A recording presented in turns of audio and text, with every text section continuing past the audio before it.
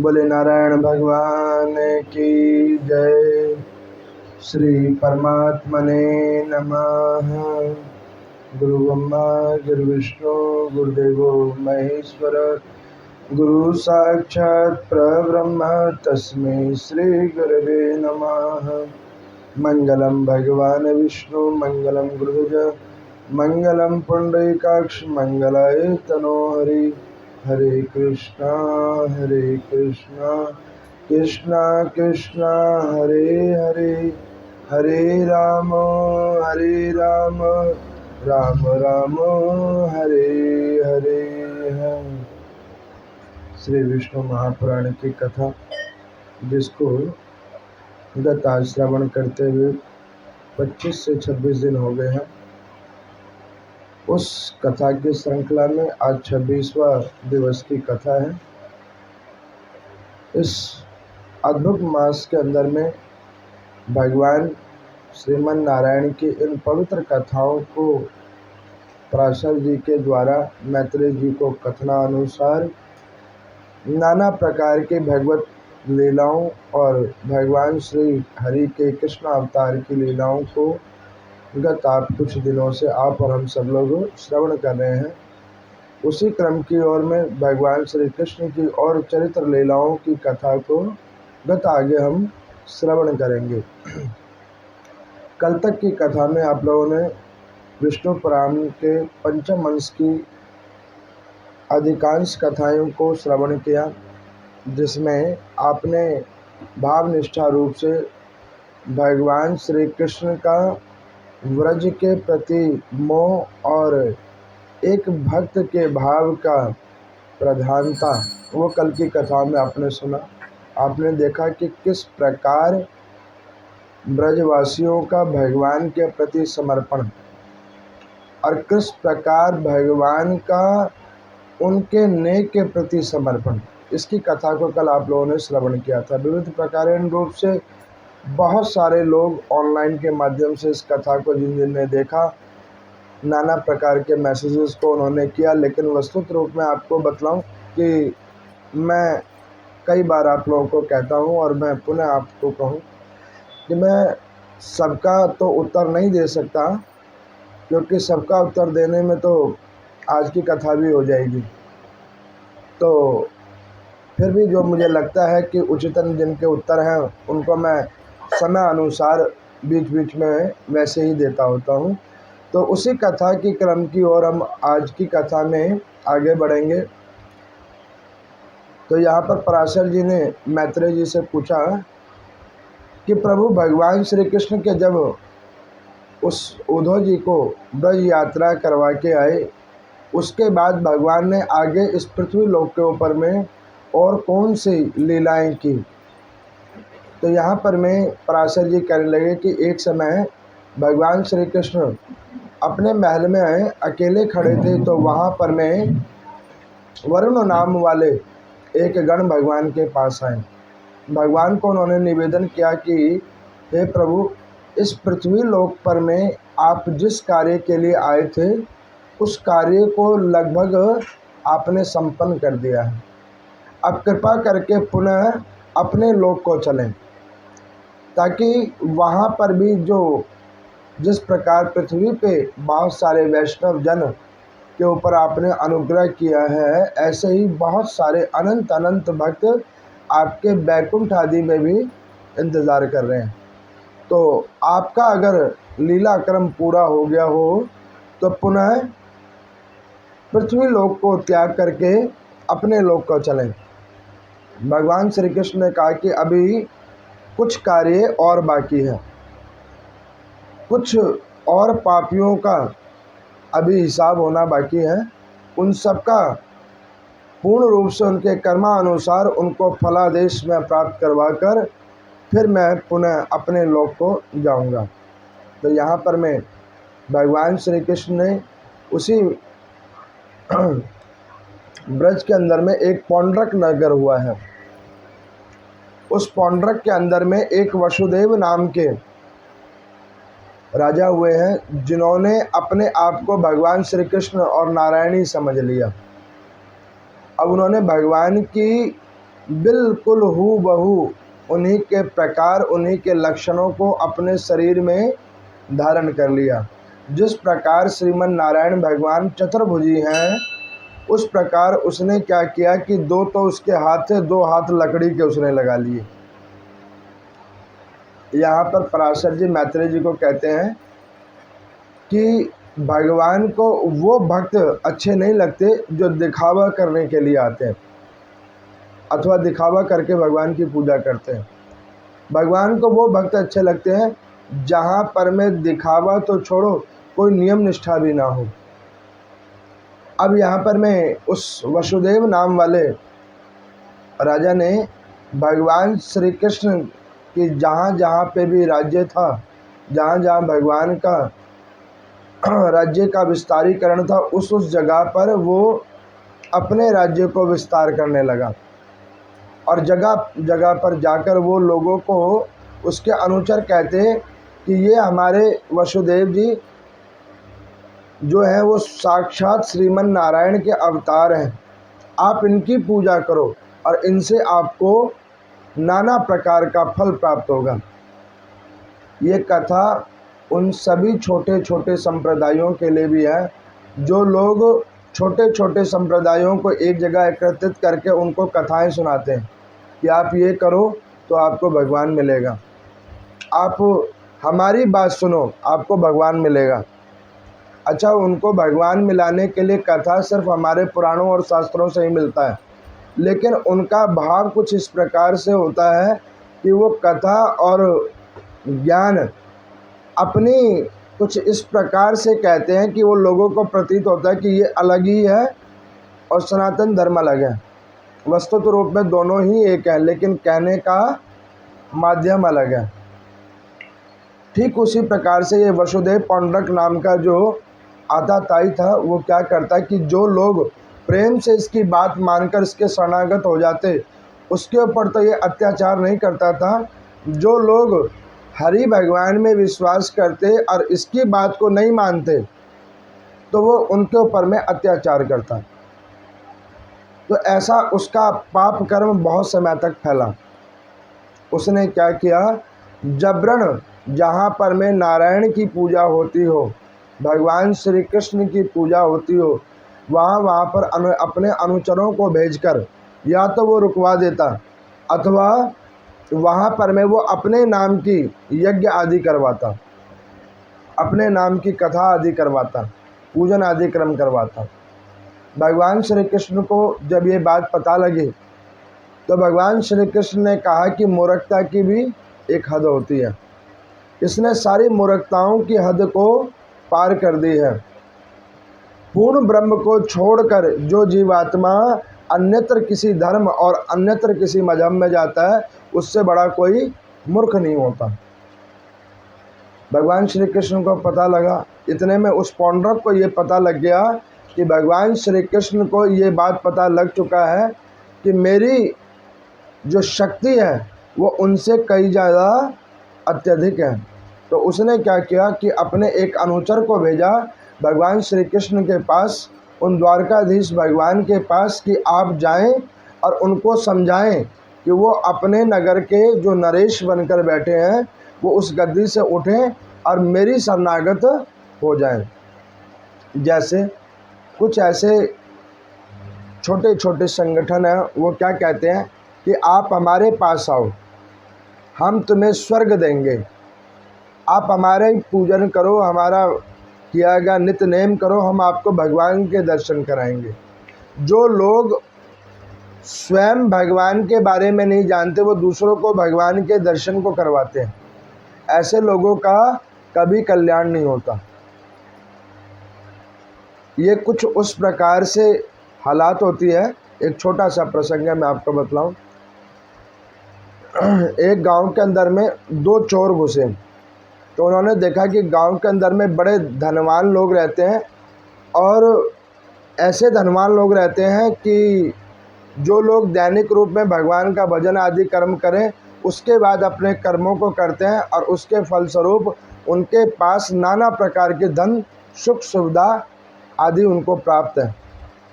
अब इसको देखकर उन दोनों चोरों ने मन में विचार किया ये कथा विष्णु महापुराण के 6वें अध्याय के प्रथम 5 अध्यायों के अंदर में है। महाराज पौंड्रक की कथा, और उसको प्रासंगिक रूप में पराशर जी ने मैत्रेय जी को सुनाया। अब यहाँ पर मैं उन चोरों ने सोचा कि इस नगर के अंदर में चोरी करने का कोई सरल तरीका ढूंढा जाए। तो सरल तरीका उन्होंने बहुत देर तक विचार मंथन किया। 1-2 दिन वो पूरे नगर में घूमे और उन्होंने देखा कि यहाँ पे लोगों की कमजोरी क्या है। अब उस कमजोरी को देखकर उन्होंने मन बनाया कि उन्होंने साधु का रूप बना लिया, महात्मा का रूप बना लिया, और वो जगह जगह जाएं और सबको भगवान के दर्शन के बारे में बतलाएं। और उसने, उन चोरों ने क्या किया कि अपने साथ में 4-5 आदमी रख लिए, जो देखे वो कहे कि हमारे गुरुजी इतने पहुँचे हुए हैं कि वो भगवान का दर्शन करवा देंगे। मैं कई संप्रदाय वालों की कथा को सुनता हूँ। मेरा एक नियम है, मैं एक बार सबकी सुनता हूँ कि देखें तो सही उसमें क्या कह रहा है। वो लोग क्या कहते हैं कि आप हमारी भजन करो, हमारे नियम पे चलो, आपको परमात्मा मिलेगा।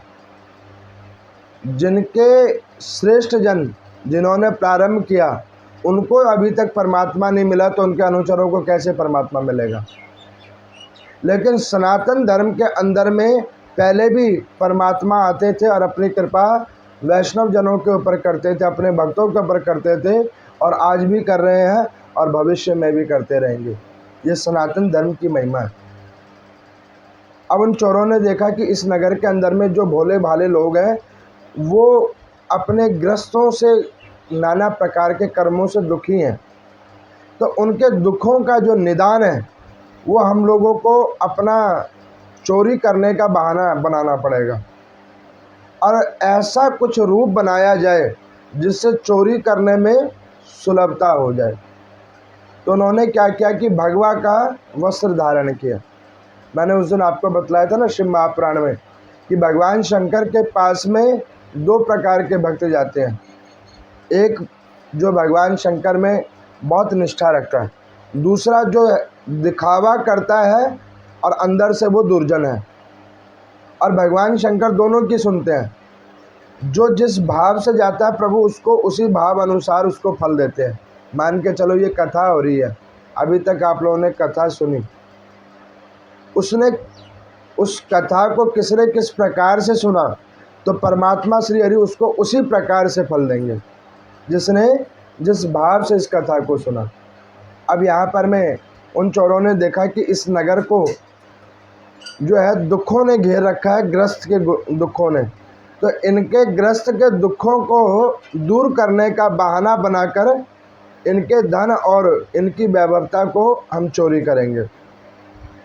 अब वो क्या करने लगे कि वो जो साधु, जो चोर थे दोनों, उन्होंने 3-4-5 अपने अनुचर रख रखे थे।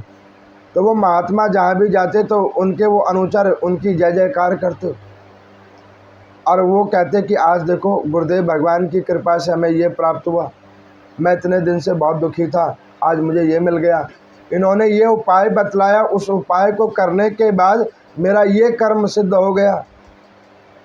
अब वो भोले भाले लोग जो उसको सुने तो हर घर में कोई ना कोई समस्या होती है, और लोग उस समस्याओं से बचने का रास्ता ढूंढते हैं। और मैंने पीछे कई बार कहा है कि अपनी छोटी मोटी समस्याओं से बचने के लिए आप जो ये उपाय और टोटके कर रहे हो ना, ये आप अपने मन को एक प्रकार का छलावा कर रहे हो।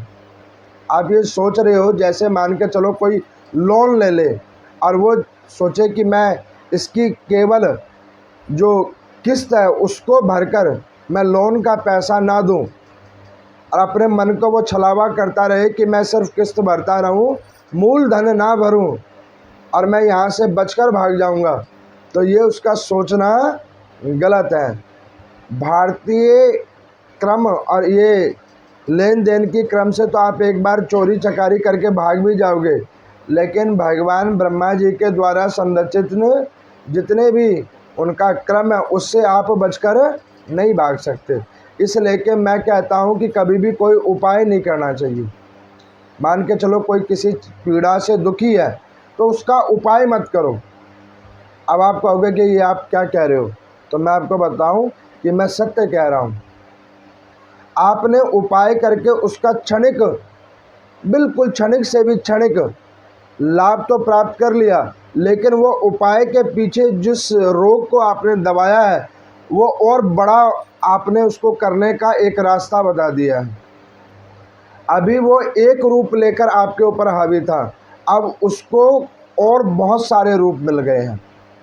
अब वो क्या करेगा कि वो एक रूप तो उसका दब जाएगा, लेकिन और अन्य कई रूपों में वो आपके ऊपर हावी हो जाएगा, और उसका फल भोगने के लिए बार बार बार बार हमें इस पृथ्वी लोक अथवा अन्य भुवनों पे आना पड़ेगा उस कर्म को चुकाने के लिए। इसलिए कि शास्त्र ये कहता है कि कभी भी अपने कर्मों से मत भागो, उसको भोग लो, उसके उपाय मत करो, पूजा करो। उपाय मत करो, पूजा करो। अगर आज भी अगर आपने उसको नहीं भोगा तो उसको भोगने के लिए पुनः फिर आपको आना पड़ेगा। अब उन चोरों ने क्या किया कि उस समाज के अंदर में इस प्रकार की भ्रांतियां फैलाई, बहुत भ्रांतियां फैलाई। अब उन अनुचरों को सुनकर गांव का पहले एक आदमी आया, फिर 2 आदमी आया, आते आते गांव के लगभग सारे लोग आ गए, और भीड़ वहीं लगती है जहां पर पहले ही भीड़ होती है। सब इकट्ठे हो गए। अब उस भीड़ में कभी भी कुछ सत्य कम होता है और असत्य ज़्यादा होता है। भीड़ इकट्ठी हो गई। अब पहले चोर ने दूसरे चोर को कहा कि देखो भीड़ अब लगभग पूरी होती जा रही है, तो अब हमें प्रवचन करने की कोई ज़रूरत नहीं है। अब जो कार्य करना है वो कार्य करो और इस नगर को छोड़कर चलो। अब उन्होंने क्या किया कि एक दिन ऐसे ही सबको बुलाया, और उस बुलाने का जो उन्होंने कहा कि क्या तुम सबको भगवान के दर्शन करने हैं, सबको स्वर्ग जाना है? तो वहाँ पर जितने भी लोग थे, गांव के भोले भाले लोग, सब ने कहा कि हमें भगवान के दर्शन और स्वर्ग लोक जाना है। अब अगर अभी मैं ही आप लोगों को पूछूं कि भाई आप लोगों को भगवान के दर्शन करने हैं, आपको मुक्त होना है, तो शायद ही कोई होगा, चाहे वो नींद में भी होगा तो भी वो उठ के कहेगा नहीं, मुक्ति तो मुझे भी चाहिए। अब वो मुक्ति, जब मैं खुद मुक्त नहीं हूँ तो मैं आपको कहाँ से मुक्त कराऊंगा? ये सोचने वाले को सोचना चाहिए कि जब वो व्यक्ति स्वयं मुक्त नहीं है तो दूसरे को मुक्ति कहाँ से दिलवाएगा। और उन्हीं ऐसे झूठे लोगों को, उनसे दूरी बनाने के लिए सदग्रंथ है, जिसको श्रवण करो और समझो। कभी भी हमारा कोई शास्त्र अथवा कोई पुराण, कोई धर्म ग्रंथ ये नहीं कहता कि आप अन्यत्र किसी के ऊपर विश्वास करो। वो कहते हैं कि जो इस ग्रंथों के अंदर में लिखा है उसके ऊपर पूर्ण विश्वास करो, और सनातन धर्म के अंदर में पूर्ण विश्वास करो, आपका निश्चित कल्याण होगा। आप ये देखो, इतने दिन तक की कथा में कभी आपने सुना कि इसको आप सुनोगे या करोगे तो मैं आपको मुक्त करवा दूंगा? मैंने आपको बोला कभी? अथवा इससे पहले भी मैं कई बार कथाएं करता था, मैंने कभी किसी को बताया कि भाई ये कर लो तो तुम्हारा कल्याण हो जाएगा या मुक्त हो जाओगे?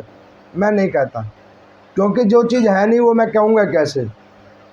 अब इस ग्रंथ के अनुसार अब उन चोरों ने क्या किया, लोगों को एकत्रित किया, उनको कहा कि क्या तुम्हें स्वर्ग देखना है, क्या तुम्हें भगवान की प्राप्ति करनी है?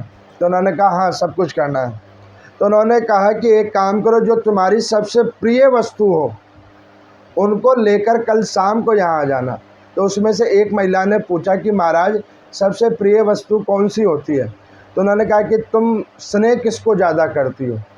तो उसने कहा कि मेरे पति हैं, उनको मैं बहुत स्नेह करती हूँ, बच्चे हैं, उन्हें मैं बहुत स्नेह करती हूँ। तो महाराज कह रहे कि इसके अलावा और किसको स्नेह करते हो? तो फिर उसके पास जो जो वस्तुएं थी उसको कहे। अब वो महात्मा जी कुल मिला के आगे अपने पॉइंट पे के आके, इन सब को जो स्नेह करते हो उसका मुख्य आधार क्या है? तो उन्होंने कहा पैसा। एक पैसे के पीछे सब एक दूसरे से स्नेह करते हैं। आप देखो, घरों की अधिकांश लड़ाई किधर होती है? पैसे नहीं होने पे, सुख सुविधाएं ना मिलने पर। महात्मा ने कहा कि देखो, सबसे स्नेही अगर कोई वस्तु है तो वो है पैसा।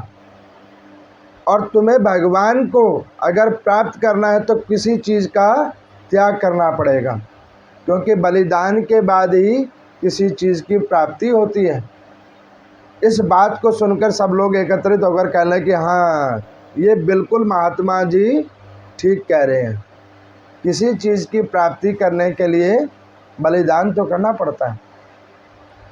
अब उन्होंने एक प्लान बनाया। प्लान के अनुसार सब लोगों को कहा, सब लोगों ने अपना धन एकत्रित करके शाम को नगर के दूर मंदिर के अंदर में आ गए। अब उन महात्मा जी ने कहा कि देखो, तुम सबको भगवान देख रहे हैं। अच्छा, जो एक आध बच गए थे मूर्ख, जिनके जेब में 10 ही रुपये थे, वो भी लाइन में लगे हुए थे कि चलो कम से कम नहीं कुछ तो 10 रुपये में ही भगवान देख लेंगे। कोई ये नहीं जानता कि भगवान पैसों पे नहीं मिलते, भगवान पाखंड करने पे नहीं मिलते। अगर आपको भगवान मिलेंगे तो आप जो पूजा कर रहे हो और उससे जब भाव उमड़ेगा वो प्रभु को प्राप्त होगा, तब आपको भगवान मिलेंगे। मैं आपको रास्ता तो बतला सकता हूँ, लेकिन आप कहोगे कि दिखा दो, तो मैं दिखा नहीं सकता। ये तो आपको स्वयं देखना पड़ेगा। ये ग्रंथ आपको मार्ग बताएगा कि इस मार्ग से आप भगवान की दिशा में जा सकते हो, लेकिन भगवत प्राप्ति आपको स्वयं करना पड़ेगा।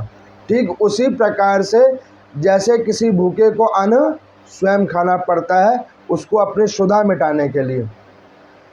अब इस प्रकार से अब वो नगर के बाहर में वो सारे जितने भी लोग थे, वो भोले भाले लोग अपने धन आदि को लेके आ गए। जो महात्मा जी जो चोर बन के बैठे थे, उन्होंने देखा कि सबकी सारी सामग्री आ गई। उनके अनुचरों ने कहा कि महाराज, सारी जिनके पास जो था वो सब लेके आ गए हैं। तो महात्मा जी ने कहा कि अब आगे का कार्यक्रम शुरू करें। तो उन्होंने कहा बिल्कुल करें। तो उन्होंने क्या किया कि एक गौ को लेके आए, उसके ऊपर में पीला वस्त्र ओढ़ाया और उनकी पूँछ में जो है एक रस्सी बांधी। और उन चोर ने, जो महात्मा बन के बैठे हुए थे, उन्होंने कहा कि देखो, जब व्यक्ति मरता है तो उसको सबसे पहले, जब उसकी आत्मा होती है तो उसको इस पृथ्वी लोक से उस लोक में जाने के लिए अगर कोई सहायक होता है तो वो गौ होता है। कहते हैं ना, बैतरणी नदी पार करनी है तो गौ एकमात्र सहायक होती है एक जीवात्मा को इस पार से उस पार पहुंचाने के लिए। तो महात्मा जी ने कहा कि देखो, मैं तो तुम्हें स्वर्ग लोक लेके जा रहा हूँ। अब तुम लोग एक काम करो, ये जितना भी तुम लोग अपना स्नेही धन लेके आए हो वो इस मंदिर के बीच में रख दो, और उसके बाद में ये जो रस्सी है, इस रस्सी को पकड़ लो। अब सब लोगों ने क्या किया, जो भी कुछ लेके आया था, कोई धन लेके आया था, कोई अलंकार लेके आया था, जो भी जिसका भाव था अनुसार वो लेके आया, अब मंदिर के बीच में रख दिया। मंदिर के बीच के अंदर में रख दिया और उस गौ के पूँछ से बांधी हुई रस्सी उन सब ने बारी बारी पकड़ लिया। गांव का बाल वृद्ध आदि को लेकर किसी ने भी ऐसा नहीं रहा जो नगर के अंदर में रह जाए। वो सब उस गाय के पूँछ को पकड़कर लाइन में खड़े हो गए। गांव में कोई बचा ही नहीं। अब उन महात्मा जी ने, जो चोर बने हुए थे, उन्होंने देखा कि भाई काम बन गया। तो उन्होंने कहा कि तुम्हें भगवान के दर्शन करने हैं। उन्होंने कहा हाँ, अब आप दर्शन कराओ। तो उन्होंने पूछा सब रेडी हो? उन्होंने कहा बिल्कुल रेडी हैं। तो उन्होंने कहा एक काम करो, आंख बंद करो, आंख बंद करो। मेरे को किसी ने पूछा पीछे कथा में कि भगवान के दर्शन कैसे करने चाहिए, आंख बंद करके या आंख खोल करके? अरे बेवकूफ़ आदमी, जब दर्शन करने गए हो तो आंख खोलना, आंख खुलेगी तो दिमाग खुलेगी। जब आंख ही बंद कर लोगे तो क्या खुलेगा? तो कहने लगे जो ध्यान करते हैं। मैं क्या, ध्यान घर पे करते हैं, ध्यान मंदिर में नहीं करते। जब मंदिर में जाओ, किसी गुरुजन के पास जाओ, तो अपनी सारे चक्षुओं को खोल कर जाओ। आंखें खोलो, कान खोलो और अपनी बुद्धि को खोलो। बस एक चीज़ बंद करना, मुंह बंद करना, अनावश्यक वार्ता नहीं करना, और सारी चक्षुओं को खोलना, ताकि वहाँ पर जाकर सात्विक तरंग आपके शरीर के अंदर में प्रविष्ट करे, आप देख सको कि ये परमात्मा है, आप अनुभव कर सको कि ये नाम संकीर्तन हो रहा है, आपके मन में वो भाव उतर पाए कि कहीं पे गुरुदेव भगवान प्रवचन दे रहे हैं तो उसको मैं सुनकर क्या परिवर्तन कर सकती हूँ या कर सकता हूँ, उसको आप ध्यान से श्रवण करना। अब उन चोरों की बात का इतना प्रभाव हुआ, सब लोगों ने वो रस्सी को पकड़ लिया। अब उन्होंने कहा कि भैया आंख तब तक नहीं खोलना जब तक हम ना कहें। अब उन्होंने क्या किया कि वो सारे धन को समेट लिया और उन्होंने कहा कि देखो धीरे धीरे चलना, ये गौ तुम्हें स्वर्ग की ओर ले जाएंगे, लेकिन आंख नहीं खोलना, धीरे धीरे चलना, आंख नहीं खोलना। जिसने आंख खोला वो नगर में रह जाएगा और जिसने आंख नहीं खोला वो स्वर्ग को जाएगा। जितने ये संप्रदाय बने हुए हैं वो ऐसे ही आंख बंद करके बैठे हुए हैं, लोगों को आंख बंद करके बिठा रखा है। वो अपनी कथाएं सुनाते हैं, कहते हैं आंख बंद करके रखना, आंख खोली नहीं तो जिए 14 ही नजर आएगा। आंख अगर बंद रहेगी तो तुम्हें स्वर्ग नजर आएगा। और मैं कहता हूँ जब भगवान के मंदिर में जाओ, किसी कीर्तन में जाओ, तो अपने सारे ज्ञान चक्षुओं को खोल के रखना, क्या पता किसी के भाव पे आप कहीं पहुँच जाओ। कोई ऐसा, मैं मानता हूँ कि इस कथा को पता नहीं कितने लोग सुन रहे होंगे अथवा सुनेंगे, मुझे नींद आ रही है या मुझे समझ नहीं आ रहा, लेकिन कोई तो एक ऐसा होगा जिसे ना नींद आ रही होगी ना समझ आ रही होगी, उसको सिर्फ इस कथा में परमात्मा नजर आ रहे होंगे। उस एक व्यक्ति के सुनने का फल सब लोगों को मिलेगा। ये कथा का ध्येय केवल यही है। अब यहाँ पर मैं उन सब लोगों ने आंखें बंद कर ली और चलने लगे। अब ये महात्मा जी ने बोला था कि भैया जो आंख खोलेगा वो नगर में रह जाएगा और जो आंख बंद रहेगा वो स्वर्ग पहुंच जाएगा। अब नारद जी उतरे नीचे, उन्होंने कहा कि ये क्या खेल हुआ है, इन भोले भाले लोगों को इन दो चोरों ने लूट लिया है और इनको मूर्ख बनाकर ये गौ की पूंछ पकड़ाकर आगे जा रहे। अब नारद जी कहे कि अरे मूर्खों, आंखें खोलो, आंखें खोलो, ये तुम क्या कर रहे हो, तुम्हारा धन लुट गया। लेकिन उनके मन पे तो प्रभाव चढ़ा हुआ है ना, सबने स्वर्ग जाना है, क्योंकि महात्मा जी ने कहा कि कोई अगर कहे भी तो आंख नहीं खोलना। मैं देखता हूँ उनके अनुचरों की ये हालात होती है कि अगर आप उनको कहोगे कि भैया ये गलत कर रहे हो, उन्हें कहा हुआ है कि तुम्हें हम स्वर्ग दिला के रहेंगे, तो वो आँख खोलेंगे कैसे। बुद्धि इतनी भ्रष्ट हो चुकी है। अब नारद जी ने सोचा कि ये तो वाकई सारे मूर्ख हो गए, ये नर्क जाने योग्य है, स्वर्ग जाने योग्य नहीं है। अब उन्होंने क्या करा कि भाई करे बहुत बार कहा, नहीं समझ में आया, तो अंत में नारद जी ने क्या किया कि वो गाय के जगह गधे को जोड़ दिया, गाय को हटा दिया और गधे को जोड़ दिया। अब आप इस कथा से क्या समझते हो कि भगवान ऐसे ही जो सनातन धर्म को छोड़कर जाता है, वो व्यक्ति सोचता है कि हमने गौ की पूंछ पकड़ रखी है, गौ की पूंछ पकड़ रखी है। भगवान फिर क्या करते हैं, वो गौ को हटा देते हैं और गधे को आगे कर देते हैं, जिसकी पूंछ पकड़ रखी है उधर ही जाओगे। अब ऐसे पूरी रात बीत गई, वो बेचारे पूंछ को पकड़ पकड़ घूमे। सुबह हुई तो उनमें से एक मूर्ख बोला कि भाई चलते चलते बहुत देर हो गई, अभी तक स्वर्ग नहीं आया, पूरी रात हो गई लगता है चलते हुए, स्वर्ग नहीं आया। तो दूसरी ने कहा कि गुरुजी ने कहा था स्वर्ग आएगा, निष्ठा करो गुरु की वाणी में और वो रस्सी को कस के पकड़ के रखो। ये कथा मैं उन अंध भक्तों को समझाना चाहता हूँ कि आप गुरु की दीक्षा लो, कोई अच्छी कथा कहने वाला गुरु नहीं बन सकता, जिसके अंदर में तत्वों का ज्ञान हो केवल वही गुरु बन सकता है। कोई भगवा वस्त्र पहन के गुरु नहीं बन सकता। गुरु होना बहुत बड़ी बात है। और उसका अनुसरण करना उससे भी बहुत बड़ी बात है। अब ऐसे करके सब कोई भी आंख ना खोले। कोई भी जब आंख ना खोले तो नारद जी ने सोचा कि गधे की पूंछ पकड़ रखी है तो भी आंख नहीं खुल रही है, तब क्या करें क्या ना करें। तब वो ऊपर गए, उन्होंने जाकर भगवान को कहा कि प्रभु, ये कुछ लोग उन चोरों के द्वारा ठगे गए हैं और आंख नहीं खोल रहे हैं, और इनके आंख ना खोलने से इनके कर्म ना तो बढ़ रहे हैं ना घट रहे हैं। अब आप कुछ करें। तो भगवान ने कहा कि एक काम करो कि अब वो गधे को ही गायब कर दो। अभी गधा नज़र आ रहा है ना, गधे को ही हटा दो, और जो रस्सी पकड़ रखी है उस रस्सी को भी गायब कर दो। नारद जी नीचे आए, गधा भी गायब हो गया और जो हाथ में रस्सी पकड़ रखी थी वो रस्सी भी चली गई। और मैं आपको बतलाता हूँ, एक समय आएगा ये गधे भी गायब हो जाएंगे और उनकी रस्सियाँ भी गायब होंगी। अब जैसे रस्सी गायब हुई नहीं, वो सबकी आंख एक साथ ही खुल गई कि हम सारे स्वर्ग में आ गए।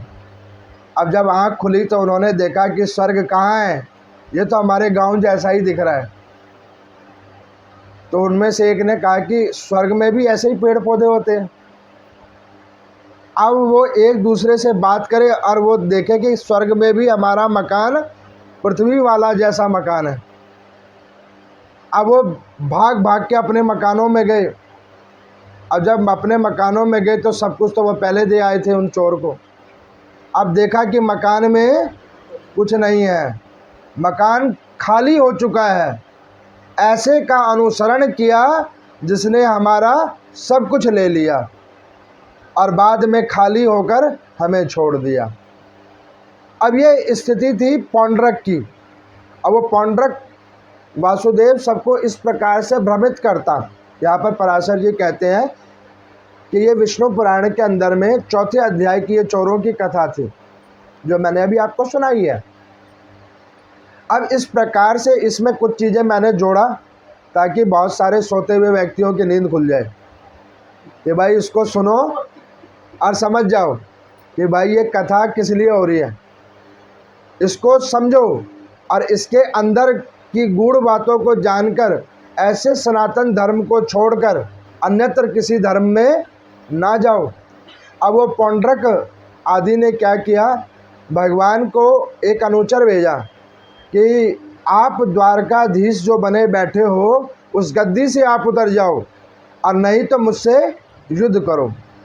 अब उसने क्या कर रखा था कि 2 काष्ठ की लकड़ी की 2 भुजाएं बना रखी थी और उन भुजाएं में मशीन वाली सुदर्शन चक्र लगा रखी थी कि लोगों को लगे कि वाकई ये नारायण भगवान है।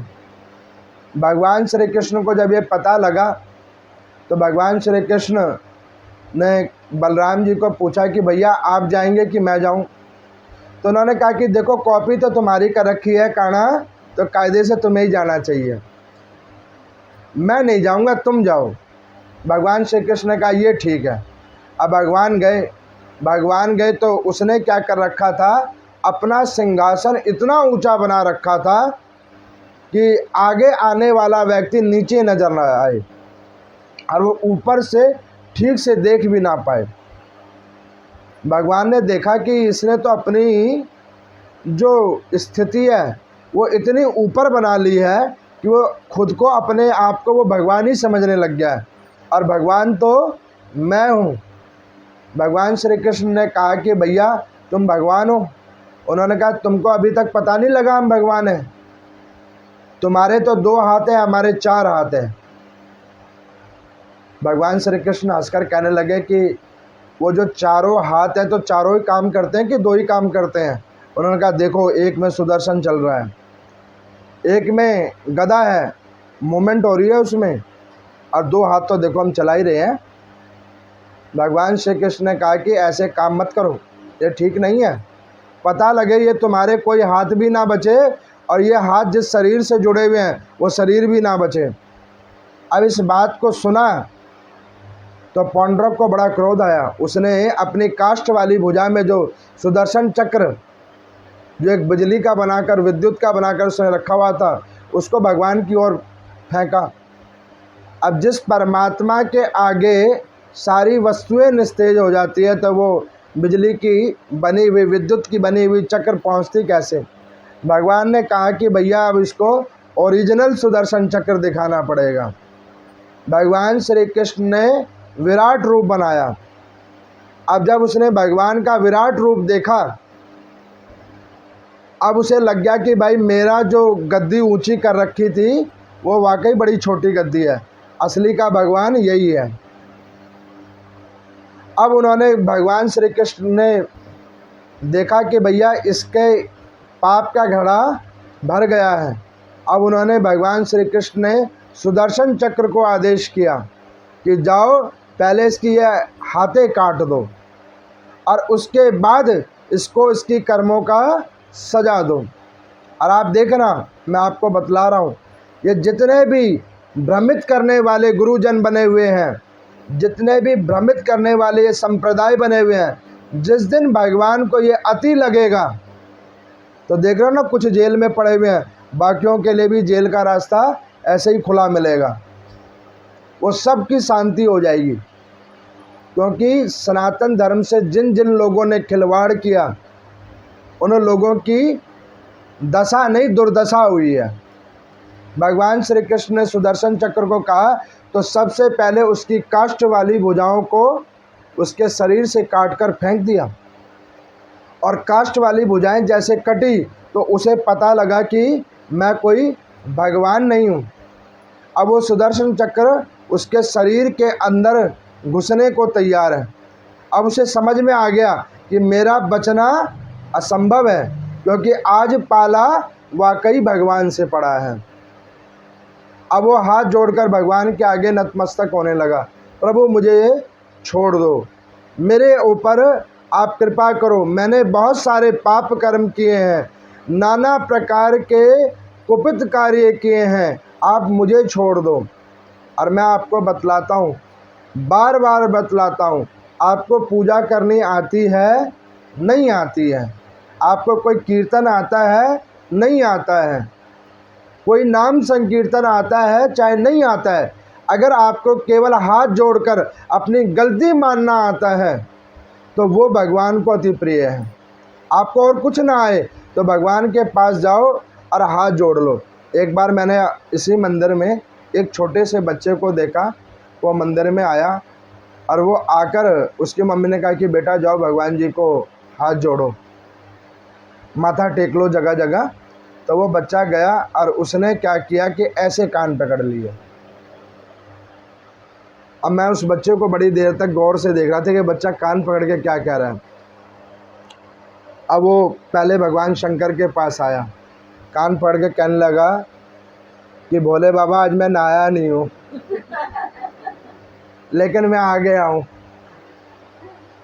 फिर मैंने देखा कि वो बच्चा आगे आया सारे भगवान जियों के पास, कान पकड़ के कहने लगा कि हे भगवान जी मैं नहाया नहीं हूँ और मम्मी ने कहा है कि भगवान को माथा टेको, लेकिन मैं तो इसलिए नहीं आया हूँ। तो मैं उस बच्चे की बात सुन रहा था, वो कह रहा है कि मैंने कल जो एग्ज़ाम दिया ना उसमें मेरे अच्छे मार्क्स आ जाए, मैं उसलिए आया हूँ।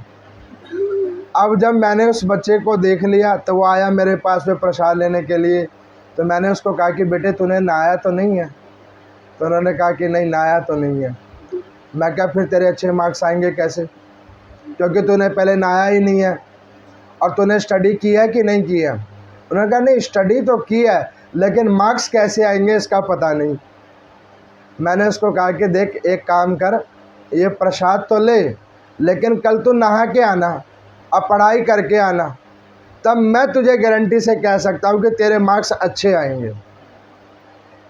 तो कहने का मतलब क्या है कि भगवान जो इस प्रकार की विशुद्ध भाव रख ले कि प्रभु मैं कुछ करने नहीं आया, मैं फेलियर होके आया हूँ, लेकिन फिर भी एक आस लेके आया हूँ कि आपका नाम है भक्त वत्सल भगवान, शरणागत दीनानाथ आपका नाम है। जो उनकी शरण में आता है उनके ऊपर में वो कृपा कर देते हैं। मैं उस भाव से आया हूँ, तो आप मेरे ऊपर अपनी कृपा कर दो। और आप अपनी कृपा करके मेरे जो भी अवगुण हैं उस अवगुणों को ना देखकर, मेरी दयनीय स्थिति को देखकर आप मुझ पर कृपा कर दो। अब उसकी पौंड्रक की दयनीय स्थिति को देखकर भगवान श्री कृष्ण जी ने सुदर्शन चक्र को कहा कि रुक जाओ, इसको छोड़ दो। ये आकर इसने अंतिम समय में चरण पकड़ लिए हैं, इसे छोड़ दो, इसके अभिमान को नष्ट करके इसे छोड़ दो। अब जब उसका अभिमान नष्ट हो गया तो उसे पता लग गया कि वाकई भगवान ये हैं और भगवान कोई नहीं है, और सच्चाई यही है कि भगवान ये है। इनको छोड़कर जो जाएगा वो कहीं का होके नहीं रहेगा। अब वो गया और उसने भगवान श्री कृष्ण के पांव पकड़ लिए। भगवान ने कहा कि जाओ, चिरकाल तक भजन करना और अंत में तुम्हें बैकुंठ का लाभ होगा। आशीर्वाद दिया और वो वहाँ पर से भगवान के भजन करने के लिए चल पड़े हैं।